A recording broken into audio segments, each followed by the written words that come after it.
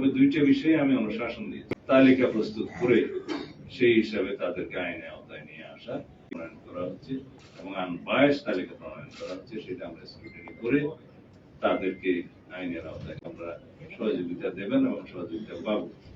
আমরা সেই দিকে যাচ্ছি, আমরা এগোতে চাই।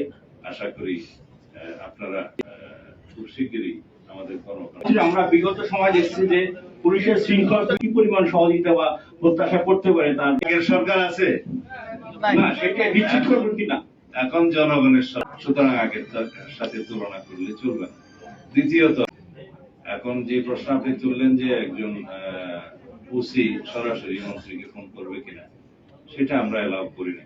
তবে মন্ত্রী যদি প্রয়োজন মনে করে যে কোনো লেভেলে যোগাযোগ করা, সেটা করবে, কিন্তু চেইন অফ কমান্ড ব্রেক করে যেন নিম্ন পদস্থ কর্মকর্তারা তার উপরস্থ কর্মকর্তাদের ডিঙ্গিয়ে সরাসরি তার উপরস্থ কর্মকর্তাকে যোগাযোগ না করে, এটা বলা হয় চেইন অফ কমান্ড যেন ব্রেক না করে, সেই সিস্টেমটা আমরা চালু করেছি। ইতিমধ্যে সেটা প্রতিষ্ঠিত হয়েছে।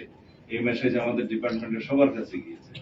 তবে পুলিশ কমিশনার বা আইজিপি যদি মনে করে যে কোনো লেভেলে উনি যোগাযোগ করবেন, সেটা করতে হবে, কাজের প্রয়োজন। এখানে চেইন অফ কমান্ডটা বজায় রাখতে হয় নিচের থেকে উপরে, কিন্তু উপর থেকে যে কোনো প্রয়োজনে যে কোনো লেভেলে যোগাযোগটা রাখে, যে কোনো পর্যায়ে, সেটা নিয়ে